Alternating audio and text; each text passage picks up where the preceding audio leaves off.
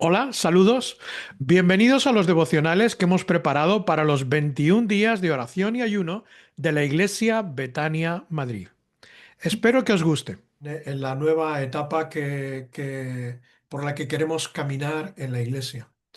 Y ya llevamos un tiempo, unos domingos, unas semanas, con predicaciones sobre esta línea enfocada a la nueva visión de la iglesia, que recordamos, la visión es una multitud de personas salvas. Es la visión que entendemos que toda iglesia debe tener, porque es la visión de Dios. El propósito de Dios es que todos sean salvos y vengan al conocimiento de la verdad. Por lo tanto, ese debe ser nuestra visión, una multitud de personas salvas, esa multitud que aparece en Apocalipsis, que hay en el cielo en la presencia del Señor. Así que esa es la visión a la cual vamos a avanzar. ¿Y cómo avanzar? Pues a través de la misión. La misión es el trabajo que tenemos que hacer día a día, y ese trabajo, recuerdo que la misión es hacer discípulos. ¿Y cómo se hacen discípulos? ¿Cuál es la estrategia? ¿Cuál es la manera de hacer discípulos? Es a través de las relaciones. Muy bien. Y todo esto va a requerir de nosotros un enfocarnos, un ponernos en ese camino. Y os digo algo. Es imprescindible la oración. Si pretendemos avanzar en nuestra vida, por mucha claridad que tenemos de mente, por mucha metodología, por mucha organización, todo eso va a quedar en nada si no nos ponemos a clamar delante de Dios y a pedir a Dios que nos guíe, que nos ayude a poner en marcha, a poner por obra todo lo que recibimos que Él quiere de nosotros. Muy bien, entonces hoy comienzan estos 21 días de oración y ayuno. En cada uno de los días, como os he dicho, tendremos un primer tiempo, abriremos con una meditación bíblica. Y hoy será, como es el primer día, esta introducción será un poquito más larga, pero no queremos que se vaya más allá de 10, 15 minutos.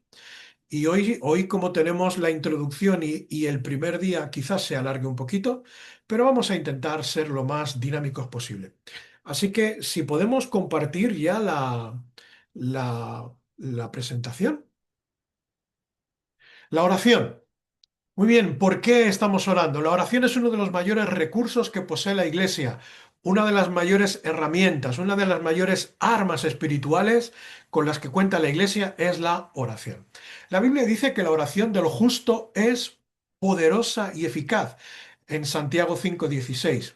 Y ahí habla de que, recordáis que Elías oró para que no lloviera y no llovió. Y luego dijo, será por mi palabra, ¿verdad? Y luego oró para que lloviera y llovió. O sea que la oración del justo es poderosa y es eficaz. A través de la oración podemos muchas cosas. Hay muchas cosas a nuestro alcance a través de la oración. Y de todo esto hoy vamos a tomar conciencia y ánimo, ¿verdad? A través de la oración podemos entrar en la sala del trono de Dios y abrir nuestro corazón y exponer a Dios lo que sentimos y lo que necesitamos.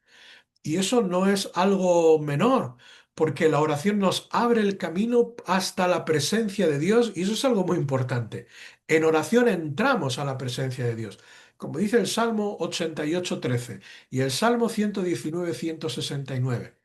También a través de la oración podemos entrar, fijaos, podemos entrar en cualquier hogar, en hospitales, en oficinas, en tribunales, calmar las manos de un cirujano, brindar consuelo a alguien que está afligido, entrar en la habitación de un gobernante y rogarle, aunque él no lo sepa, que reciba sabiduría. Y todo esto es porque cooperamos con Dios a través de la oración, como dice 1 Corintios 3:9. Tercero, también a través de la oración podemos resistir al enemigo y podemos derrotar al enemigo como dice Santiago, la palabra de Dios en Santiago 4:7. Cuarto, también a través de la oración podemos trascender las leyes de la naturaleza, porque no hay nada imposible y podemos incluso intervenir en la naturaleza, como habla Éxodo, lo vemos en Éxodo 14:15. Cinco, también podemos obtener ayuda de los ángeles, como habla Hebreos 1:14. Diréis, ¡jo, qué alucinante! Sí, es que no, yo creo que no somos en el día a día conscientes de esta poderosa herramienta y arma espiritual, porque a través de la oración recibimos la ayuda de los ángeles, como habla Hebreos 1:14. También, seis, podemos bendecir a las personas a través de la oración. Esto es algo precioso. Lucas 24:50. Fijaos. Así que podemos cooperar con Dios en cualquier lugar. Fijaos. La oración no tiene límites geográficos. Podemos a través de la oración cooperar con Dios en cualquier lugar, en cualquier momento, en todo tipo de necesidad. ¡Wow! Cuando Dios enseñó a sus discípulos a orar, recordáis en el Sermón del Monte, en Mateo 6, versículos del 9 al 10, Jesús estableció este principio y nos instó a pedir que se estableciera el reino de Dios y que se hiciera la voluntad de Dios en la tierra como en el cielo. ¿Recordáis? Hágase tu voluntad en el Padre nuestro, así en el cielo como en la tierra, ¿verdad? Y esa oración modelo nos revela que esto es posible, que podemos pedir a Dios que su propósito y su voluntad se haga en la tierra como en el cielo. Y estamos hablando de que la visión de Dios es una multitud de personas salvas. Y por eso vamos a interceder, a orar hoy, para que esa voluntad de Dios se haga en la tierra. Si es el plan de Dios que esto suceda, ¿por qué entonces tenemos que pedir? Os preguntaréis. Pues porque somos colaboradores de Dios, como declaró el apóstol Pablo en 1 Corintios 3:9. Jesús nos habló, reforzó este principio cuando declaró que la iglesia tiene poder, ¿recordáis? Para atar y desatar lo que atareis en el cielo, lo que desatareis, que habla en Mateo 18:18. Así que atar y desatar significa permitir, autorizar. Por lo tanto, la iglesia coopera con Dios en la tierra. ¡Wow! Vamos a dar una muy breve también introducción sobre el ayuno, porque en estos días, en estos 21 días, pues yo creo que espero que todos nosotros estemos ayunando, si es posible todos los días o al menos en algunos de ellos, estemos ayunando al menos de una comida o del desayuno o de la comida o de la cena. ¿Y por qué es esto del ayuno? En la palabra de Dios, el ayuno se vincula con la abstinencia de alimentos por motivos espirituales. No es una huelga de hambre para negociar con Dios. Uy, si yo me abstengo de la comida, conseguiré que Dios haga esto, ¿verdad? No es echarle un pulso a Dios, no es una dieta con fines físicos, aunque a algunos nos viene bien, ¿verdad?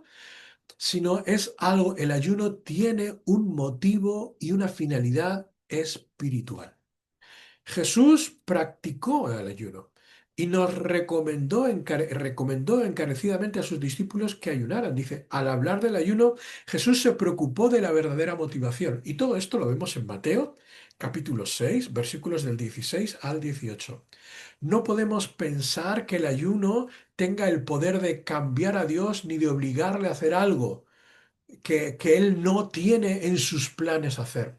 No es eso, no es eso, es colaborar con una mayor intensidad en los planes de Dios, para que los planes de Dios se hagan realidad en la tierra y a través del ayuno podemos romper barreras que únicamente con la oración quizá no podemos romper. Debemos entender que el ayuno se centra en Dios y es para buscar a Dios, para adorarle, para dedicarnos totalmente a Él y experimentar su voluntad. Muy bien. Recordemos algunos ejemplos poderosos del ayuno. Recordamos a la profetisa Ana, que adoró con ayuno, dice Lucas 2:37. Profetas y maestros habla cuando escogen a Bernabé, a Saulo, Hechos 13:2. Dios pregunta por qué ayunamos en Zacarías 7:5. El ayuno es un instrumento y también es un instrumento que nos aparta las necesidades del cuerpo y nos disciplina, como dice 1 Corintios 9:27. Es una manera poderosa de humillarnos ante Dios. También el ayuno es una oportunidad para quebrantarnos, para buscar a Dios en quietud y en humillación, como habla Salmos 35:13, Isaías 58:9 y 14. Jesús incluso declaró que esperaba que sus discípulos ayunaran. Por lo tanto, eso está sobre nosotros, Mateo 9:15. Esto que tenéis ahí de una ilustración, pues os la contaré cuando tengamos algo más de tiempo, porque no quiero dejar de enviaros este mensaje del primer día de oración. Y es un mensaje que nos habla de Jonás. ¿Recordáis el texto de Jonás? Dice que la palabra de Dios vino sobre Jonás, hijo de Amitai, y le dijo, ve a la gran ciudad de Nínive y predica contra ella porque su maldad ha llegado hasta mí. Pero Jonás, ¿recordáis qué dice la Biblia? Que Jonás huyó de la presencia del Señor y se dirigió a Tarsis. ¿Sabéis qué es Tarsis? España. Resulta que Nínive estaba hacia el interior, no tenía que coger barcos para ir a Nínive, estaba hacia el interior, pero en lugar de ir Jonás hacia el interior, se fue a Jope y ahí tomó un barco con destino a España, a cruzar todo el Mediterráneo, ¿verdad? En la dirección contraria.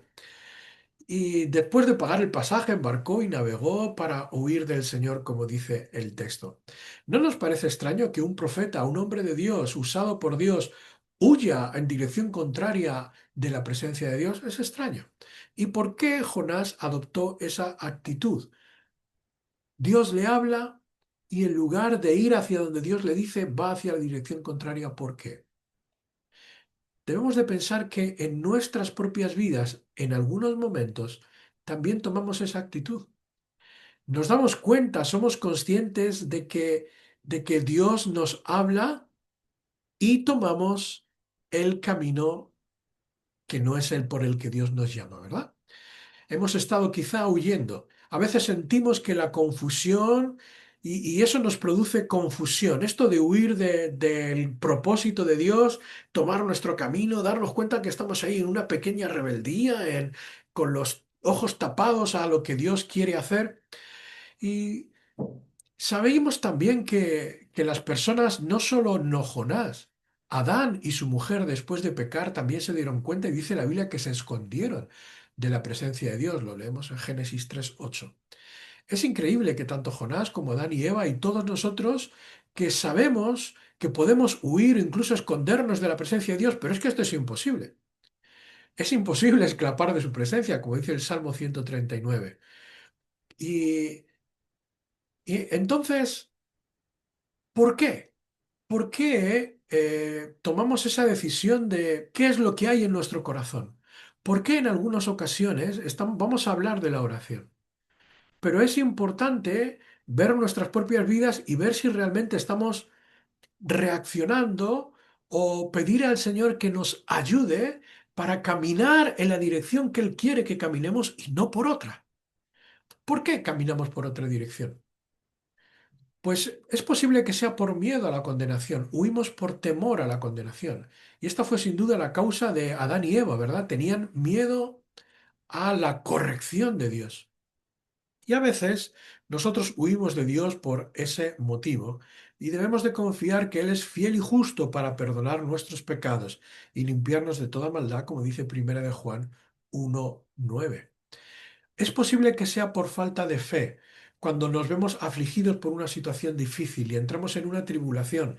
Tendemos a creer que el Señor no se preocupa de nosotros o que tú o yo pensamos, va, ¿para qué? Yo sé que Dios me dice, por ese camino tienes que andar, pero es un camino tan difícil que yo lo doy por perdido, ¿verdad? Y por eso andamos por otro camino, porque pensamos que caminar por donde Dios quiere nos va a resultar imposible. No tenemos fe para creer que Dios nos va a ayudar en ese propósito. Y claro que Dios nos ayuda a caminar, porque no es por nuestras fuerzas, ¿verdad? O por miedo, miedo a las pérdidas. No, tú piensas, yo sé que cumplir el propósito de Dios es difícil, que va a pedir de mí mucho, va a demandar de mí mucho. O como es el caso de Jonás, ¿verdad? No, no, y si Dios responde, y si, por todos esos motivos. Pero voy a terminar con esta conclusión. La peor actitud que podemos adoptar en la vida es huir de Dios. Y por eso estamos aquí. Yo os felicito a todas las personas que estáis conectadas. Os felicito porque estáis aquí.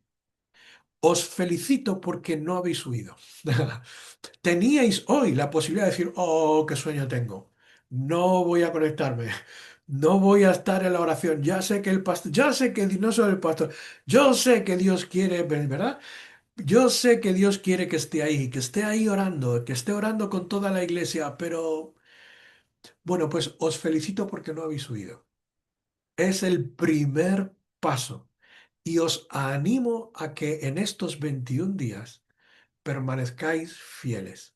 Dios tiene el propósito de que tomemos este camino. Sabemos que es su voluntad, porque lo hemos visto en las predicaciones a lo largo de la iglesia en estos días. Sabemos que es su voluntad.